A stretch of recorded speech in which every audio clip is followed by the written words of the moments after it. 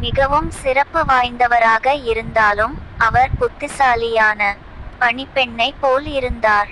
அவர் இதுவரை அவரது வாழ்நாள் முழுவதும் யாருக்கும் மோசமான விஷயத்தை சொல்லவில்லை. அவர் ஒரு உண்மையான, சரியான, மென்மையான வீரராக இருந்தார். அவரது உபகரணங்களை பற்றி பேசுகையில், அவர் நல்ல குதிரைகள் வைத்திருந்தார், ஆனால் அவர் நல்ல உடையணிந்திருக்கவில்லை. அவர் கரை படிந்த மற்றும் இருண்ட பிஸ்டியன் தூணி குடை அணிந்திருந்தார். அவரது கவசம் விட்டுச் சென்ற இடத்தில் கரைகளுடன் இருந்தது.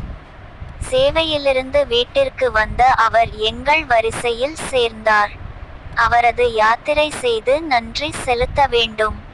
அவனுடன் அவனுடைய மகன் இருந்தான், ஒரு நல்ல இளம் ஸ்கொயர், ஒரு காதலன் மற்றும் கேடட், நெருப்பு பையன், அழுத்தியது போல் சுருண்ட பூட்டுகளுடன். அவருக்கு 20 வயது இருக்கும் என நான் யூகித்தேன். உயரத்தில் அவர் மிதமான நீளம் கொண்டவர். அற்புதமான சுறுசுறுப்பு மற்றும் வலிமையுடன் இருந்தார். இதற்கு முன் அவர் குதிரைப்படையுடன் சில சேவைகளை செய்து வந்தார். Flanders Maram Atwa Maram Pakadi. சிறிய இடத்திலும் துணிச்சலுடன் செயல்பட்டார். காலப்போக்கில் அவரது உடை பெண்ணின் கருணையை வெல்லும் நம்பிக்கையில். அவர் ஒரு புல்வெளியைப் போல எம்ப்ராய்டரி செய்யப்பட்டிருந்தது மற்றும் சிவப்பு மற்றும் வெள்ளை பூக்கள் நிறைந்திருந்தது. அவர் பாடிக்கொண்டிருந்தார் அல்லது நாள் முழுவதும் புல்லாங்குழல் வாசித்துக் கொண்டிருந்தார். மே மாதம் போல் புத்துணர்வுடன் இருந்தார். அவரது மேலங்கி குட்டையாக இருந்தது, சட்டைகள் நீளமாகவும் அகலமாகவும் இருந்தன. குதிரையில் அமர்ந்து சவாரி செய்யும் வழி அவருக்கு தெரியும். அவர் பாடல்கள் மற்றும் கவிதைகளை உருவாக்கவும் ஓதவும் முடியும். ஜல்லிக்கட்டு மற்றும் நடனம், வரைவது மற்றும் எழுதுவது எப்படி என்று தெரியும். அவர் ஒரு நைட்டிங்கேல் போல கொஞ்சம் தூங்கினார்.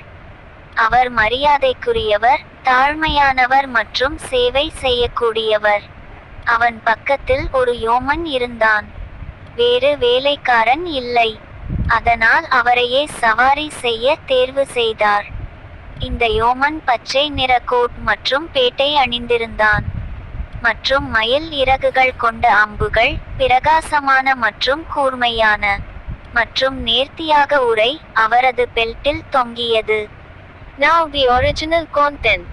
And though so much distinguished, he was wise, and in his bearing modest as a maid. He never yet a boorish thing had said, in all his life to any, come what might. He was a true, a perfect gentle knight.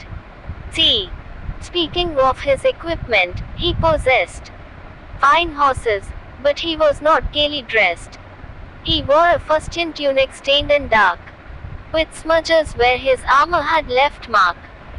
Just home from service, he had joined our ranks, to do his pilgrimage and render thanks.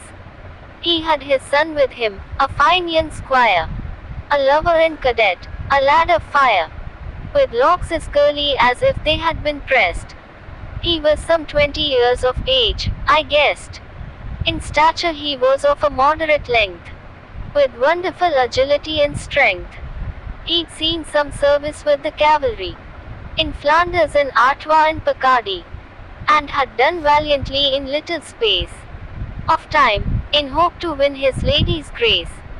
He was embroidered like a meadow bright, and full of freshest flowers, red and white.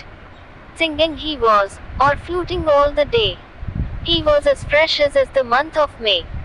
Short was his gown, the sleeves were long and wide. He knew the way to sit a horse and ride. He could make songs and poems and recite. Knew how to joust and dance, to draw and write. He loved so hotly that till dawn grew pale.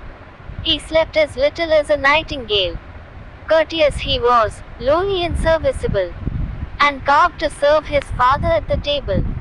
There was a yeoman with him at his side, no other servant, so he chose to ride. This yeoman wore a coat and hood of green, and peacock feathered arrows, bright and keen, and neatly sheathed, hung at his belt the while.